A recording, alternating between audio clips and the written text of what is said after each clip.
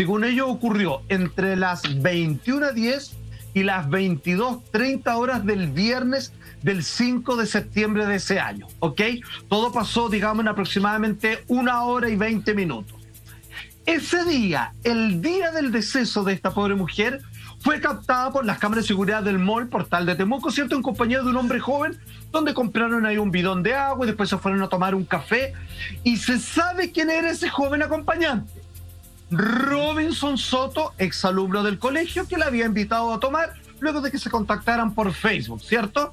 Y la verdad, él fue tomado sus declaraciones para el caso. Otros testimonios dicen que también que la PDI confirma que el hijo de la profesora Marta Muñoz, que invitó a esta joven norteamericana a Chile, Esteban Gutiérrez es su nombre, también fue una de las últimas personas que se contactó con ella a través de redes sociales. Y aquí viene algo raro. Estos dos jóvenes, más el rondín de 44 años, Domingo Cofré, fueron las personas que tuvieron contacto con ella ese día. Y ninguno de los dos jóvenes, más que haberle tomado declaraciones, fue investigado en profundidad, hasta lo que sabemos por los antecedentes, al punto que quedaron marginados de la investigación. Contaron lo que sabían y muchas gracias, estamos con ustedes y no se los solicita mayor antecedente o ayuda de su parte. ¿Qué es lo que pasa? Domingo Cofré, que es el rival más débil, por decirlo en ciertos términos, de esta triada de personas que vieron o que estuvieron cercanos a la joven el día de su muerte, dice finalmente en su bitácora de vigilancia, muy ordenadito él, que llevaba cada cosa que veía: durante mi turno pasó tal cosa, tal esta otra. Atención con lo que dice durante la noche del crimen. Está anotado de su puño y letra del rondín Domingo Cofré. Dice: fuerte olor a humo. Se verifica chimenea Bond. Se entró por resbalín, puerta por donde se ingresa a la parte posterior del departamento. Se preguntó si todo estaba bien. Respondió un hombre al otro lado de la puerta y dijo que sí, que estaba con su polola, que ya se iba. Nota: salen llamas de la chimenea, posible foco de incendio. Y agrego yo, algo que llamó la atención de este rondín es que la voz masculina que le contesta al otro lado de la puerta o de la pared es que era una voz suave, delicada, no una voz grave, así como de hombre recio, ponte tú, lo que sea. Claro, pero eso tampoco se tomó en cuenta. Habría que haber tomado en cuenta de el grupo de sospechosos quién tiene una voz con las características que el rondín dijo que escuchó. Acá hay algo... Eso es lo que no se entiende. Exacto, Carlos, porque la declaración del rondín dice algo súper clave, que tiene que ver con que él verifica que hay un fuerte olor a humo. Sin embargo, este rondín no hace ningún llamado ni a bomberos ni a carabineros, o sea, es una situación que él deja pasar. Entonces, por ahí de repente empiezan a quedar las dudas. Bueno, después veremos más adelante que él es el único sospechoso de la causa, el único que fue imputado por esto. Muy hasta el día de hoy que se reabre.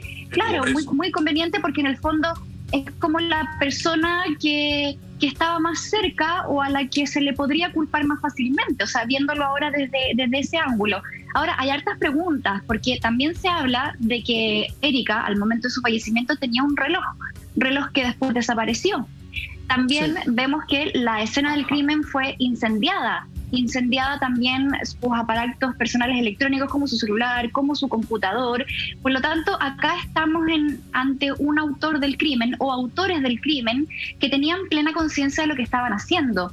Yo no sé si a través de estas pistas, Carlos, se podría inferir que esto estuvo planificado o fue algo del momento, dada la reacción que tuvo él o los autores de inmediatamente tratar de eliminar las pistas. O sea, es gente que estaba consciente de lo que estaba haciendo y tenía la absoluta conciencia de que no debía dejar ningún rastro.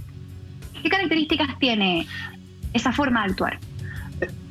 Exacto, el rondín siente este fuerte olor a humo, pero hay que entender que en Temuco, al igual que otras ciudades de Chile, se usa mucho la leña como combustible. Entonces también hay que entender el contexto de qué tipo de humo sintió, si era un humo de que se estuviese preparando la leña de la chimenea, porque era principios de septiembre, todavía era invierno en el sur de Chile, que es bastante frío.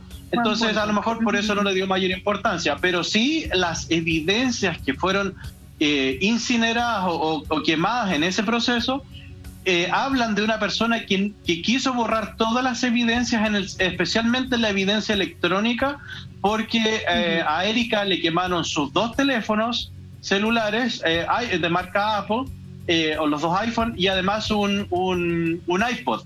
Entonces, todo el registro que pudo haber habido de textos, mensajes entre el victimario y la víctima se borró, se quemó en ese proceso, y el victimario obviamente pudo haber borrado su evidencia desde su aparato electrónico. Pero Carlos, te sumo un detalle, si no estoy seguro, pero estoy casi seguro que es así. Al parecer el reloj de Erika, que también era un reloj que era parte de la escena, al parecer ella tendría el reloj puesto en la fotografía forense cuando se pericia el lugar del crimen. Y ese reloj desaparece después. Sí.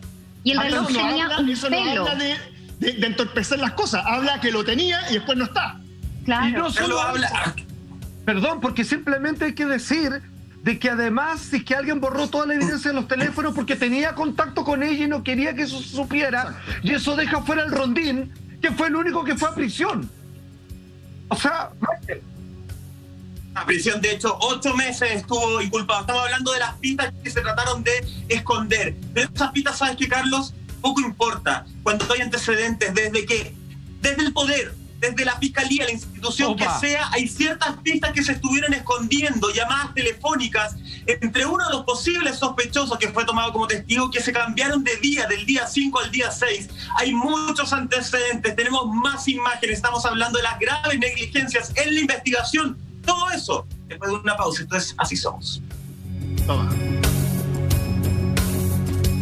Pantalla y vamos directamente al sitio del suceso, porque ahí es donde está todavía toda la evidencia y donde se levantó toda la evidencia para poder hacer el análisis de todo lo que había pasado aquel día, Carlos. Así es, como vemos ahí en las imágenes, eso es parte de la escena del crimen. Vemos que hay alguien generó un incendio de manera intencional, ahí quema toda esta evidencia electrónica, entonces no se va a poder saber qué es lo que pasa cuáles fueron los últimos mensajes que Erika recibe. Ella se encuentra en la tina, el baño con agua, y efectivamente se quema toda la ropa de Erika también. Entonces la idea es borrar cualquier tipo de rastro. ¿Qué es lo que me llamó a mí la atención cuando supe de este caso, y también lo he escuchado del caso de su madre, de Regina? Ella mantenía el reloj, o las fotos que están en la escena del crimen, ella mantiene su reloj en su muñeca con diferentes elementos y diferentes evidencias, y ese reloj nunca fue periciado después, nunca fue presentado en el juicio. Entonces es bastante extraño todas estas situaciones que van rondando en este caso. Carlos, ¿cuál es la lógica? Te hago una pregunta desde alguien que no es experto. ¿Cuál es la lógica de poner a personas al círculo íntimo de Erika como testigos y no como posibles sospechosos? ¿Por qué lo pregunto? No estoy inculpando a nadie, pero hablamos todo el primer bloque de el círculo íntimo. El círculo íntimo de Erika era una familia, que es la familia de Marta, justamente la profesora que la lleva a trabajar al Colegio Bautista. De hecho, el hijo de Marta, Esteban, se describe como, él dice que era un hermano, era una hermana Erika para él, mientras el papá dice que lo conocía hace 2 semanas solamente. Y además, ¿por qué te lo pregunto? Porque hay antecedentes, y esto salió en un reportaje de Chilevisión en el año 2019, donde una mujer, dando el nombre de Marta, ¿cierto?, sin mostrar su cara, dice que en una reunión semanas previas a que esto sucediera, Esteban, el hijo de Marta, dijo lo siguiente, comillas: Robinson es el amor de mi vida y si tengo que matar, lo voy a hacer. ¿Quién es Robinson? Robinson es la última persona que estuvo, y que por cámara se ve que estuvo en contacto con Erika. y a pesar de que Robinson ha negado tajantemente ser bisexual, existe una persona que determina que este hecho, que esta frase sucedió en algún momento previo al homicidio de Erika. ¿Eso se investigó? No se investigó. De hecho, las personas, tal como tú indicas, este círculo cercano fue solamente utilizado como testigos. Es una situación más técnica por parte del Ministerio Público, que ya sabemos que evidentemente no funcionó y que no se investigaron, pero es más que nada para proteger eventualmente a personas que pudiesen tener una información y aportar al proceso investigativo, cosa de que algún querellante no los pueda acusar de un delito, sino que ellos están colaborando con la investigación. Sabemos que en este caso evidentemente no existe eso, y por ejemplo, y para que la gente entienda en su casa, en el caso de Fernanda Maciel está la exnovia de Rojas, y ella le miente a la policía sistemáticamente en varias declaraciones hasta que yo llego al país y ella después confiesa la información que tenía de muchos meses antes. La fiscal no la toma como una cómplice del delito, sino que la toma como un testigo protegido y la va a llevar seguramente a juicio como testigo. Este es el mismo escenario. ¿Por qué no se investigó? Deberían preguntarle al fiscal, y eso son un montón de las dudas que van quedando, y son más dudas que certezas y negligencias más que nada de lo que se están dando en este caso, y que nos dejan vergüenza delante de todo el mundo. Eso es lo peor. Como Chile quedó muy mal en el ámbito internacional por esta pésima investigación, no tiene otro nombre, lamentablemente. Queridos compañeros, Carlos, fíjate que nosotros contamos con una especie de plano del lugar de los hechos. Ahí vemos que, recordando de que en esa pieza que está dentro de la institución escolar, se le cede esta pieza a Erika Hagan, y que consta de 2 habitaciones. Ella duerme, ella habita en la habitación número 1, que incluso parte del living da al baño donde se encuentra su cuerpo, pero se entiende que la dinámica de las pruebas encontradas es que el asesinato de esta joven mujer fue en la habitación número 2. Se presume que fue ahí. Entonces está la conjunción de hechos extraños, la quema de ropa de ella, de los aparatos electrónicos que podrían vincularla con quién estaba conversando o si había algún diálogo sospechoso, ya que ya dijimos que con las personas que se hablaba fueron interrogados y los despacharon inmediatamente, y después no se investigó mucho más con ellos. Por otra parte, a ella le encuentran boca abajo en la tina con el agua corriendo, agua caliente, mientras estaban quemando algunas cosas que salían por la chimenea, y mientras estaba colocado también un atizador de fuego que en algún momento fue apuntado como el arma homicida en cuestión, que incluye también manchas de sangre en la cocina que dicen que no fueron investigadas porque eran de poca gravitación o de que no estaban en las condiciones para poder ser tomadas en cuenta, pero una investigación. Si tú ves el plano de Frentón, pareciera que hubo un paseo por varias partes del living, el baño, la cocina y la pieza número 2 en un tiempo suficiente, donde todo ocurrió de forma caótica, rápida y violenta, con incluso la posibilidad de querer quemar o extinguir toda pista inculpadora del verdadero y único autor, al parecer, de este homicidio. ¿Qué pasa con eso, Lama, según tú? O sea, al ver esto nomás, o sea, al entender, digamos, toda esta coreografía que aparece en esta figura.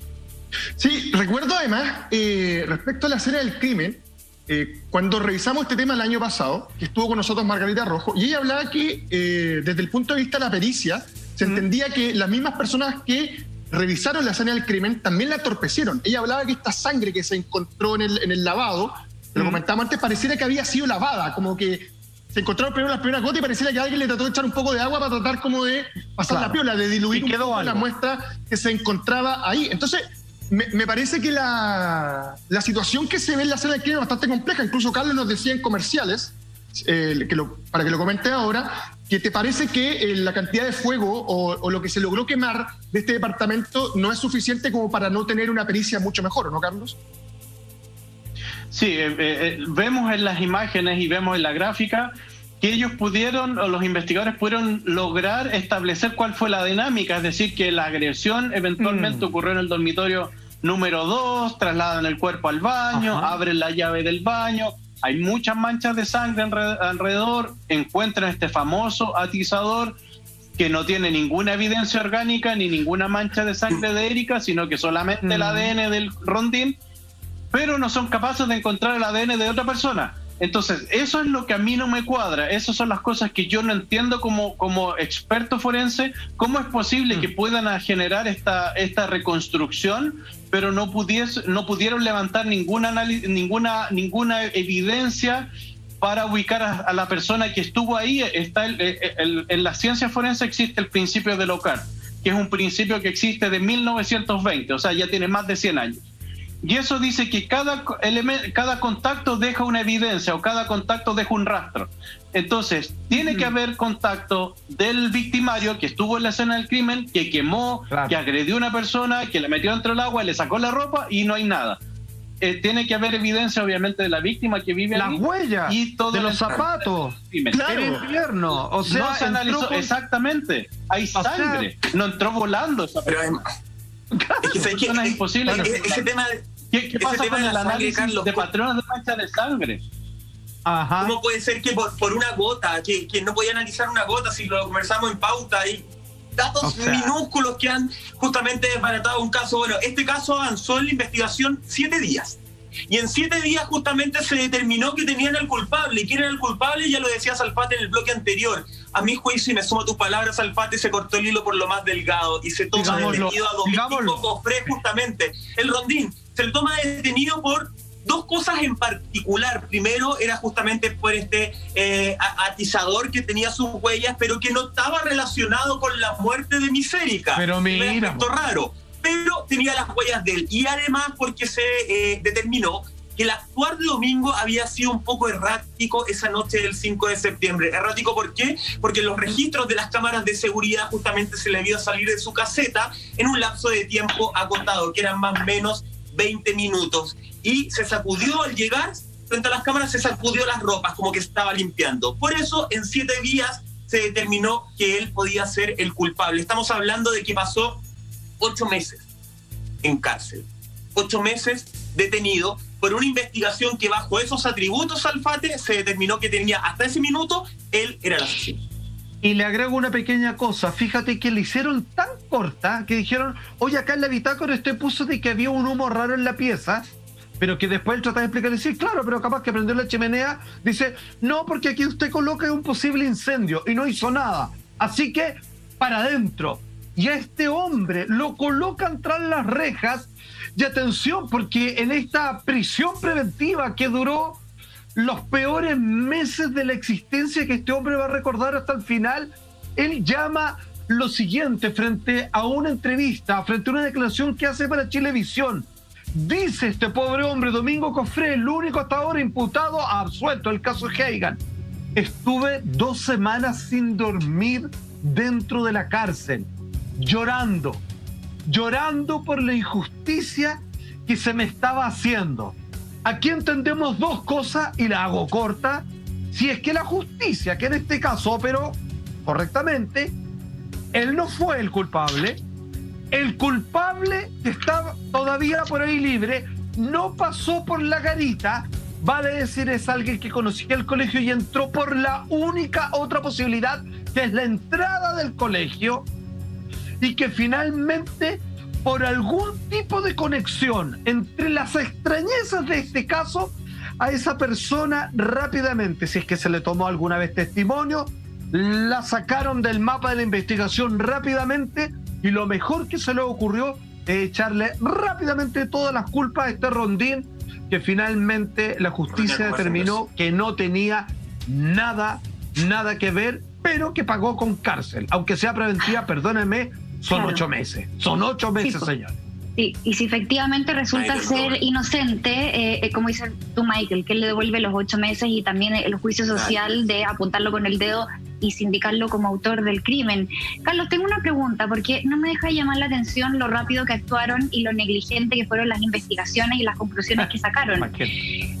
Al tratarse de una ciudadana norteamericana, ¿tú crees que hubo presión por parte de la Embajada de Estados Unidos hacia la Fiscalía chilena para tener respuestas rápidas y concretas, y por eso Fiscalía decide cerrar el caso tan abruptamente? Porque uno podría pensar el extravío de pruebas y todo eso o tiene que ver con encubrir a alguien que es poderoso o que está involucrado y no quieren que se sepa, o para poder cubrir la incapacidad de la misma Fiscalía o de las policías o de los investigadores para poder llevar adelante una investigación como corresponde. Tiene hartas interpretaciones. La verdad que uno se hace estas preguntas sin el afán de apuntar con el dedo, pero sí uno dice, ¿dónde estuvo la presión? Porque pareciera que aquí alguien estuvo siempre, como se dice en buen chileno, chicoteando los caracoles para que esto se cerrara luego. ¿Cómo lo ves tú y si efectivamente crees que hubo presión desde Estados Unidos?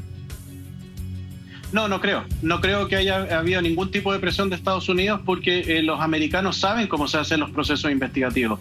Tenemos que la madre está haciendo su investigación como investigadora ciudadana paralela y ha llegado a mejores conclusiones que los mismos policías. Los americanos saben cómo se investiga. Ellos jamás, para variar, exactamente, ellos jamás van a encubrir a ninguna persona, por muy poderosa que sea. Ningún americano va a cubrir a nadie. Es una de las características que tienen los americanos, es que, ok, usted cometió un error, cometió un delito, sálvese solo, es su problema ahora, nadie lo invitó a eso. Lo que sí, yo creo que la presión fue más interna de las policías o del Ministerio Público para poder llegar a un resultado que al finalmente hicieron el ridículo para todo el planeta, especialmente enfrente de todos los americanos, porque yo no tenía cómo defender lo indefendible. Por ejemplo, cuando mis alumnas me preguntaban, oiga, profesor, ¿sabe? Se resolvió el caso, pero, y ya tienen un detenido, pero 8 meses después, ¿sabe qué? Tres jueces, ni siquiera porque fue unánime, lo dejaron absuelto. O sea, no había ninguna evidencia que dijera que esa persona es culpable. ¿Dónde están las ropas con sangre? ¿Dónde están los elementos? Entonces, ese es el tema. Yo sé que Mike tiene que avanzar, pero muy cortito una precisión. Me gustaría preguntártelo. ¿No se toma en cuenta los móviles, lo que motiva un delito? Porque si tú me preguntas a mí, yo veo la figura del Rondín y digo, ¿por qué este hombre la quiere asesinar? O sea, ¿no se toma en cuenta qué motiva un delito a la hora de encarcelar a alguien? ¿O se dice, ahí él estaba ahí, entonces la mató, listo? No, me parece ridículo. Mira, de hecho, antes de que responda Carlitos, justamente, el motivo todavía no está definido. Hasta el día de hoy estamos hablando de algo que pasó el 2014, año 2020, todavía no está definido el motivo, Lama, porque si bien... No es lo más importante para resolverlo, perdón, no es lo más importante el motivo... Pero un segundo, hay un examen forense que se realizó en su momento y sí se determinó que Miserica no fue violada, pero aún no se puede conocer el motivo, justamente, la génesis de por qué, y tampoco se puede descartar que el móvil del delito haya sido de carácter sexual. Lo que sí está determinado hasta ahora, de algún modo, es que justamente el perfil del asesino en esta persona es una persona que no tuvo ningún control de impulso y que por ahí se estaba comentando, y ya lo dijo justamente Carlos en algún momento, no era una persona muy experta porque cometió varios errores. El tema es quiénes le taparon esos errores.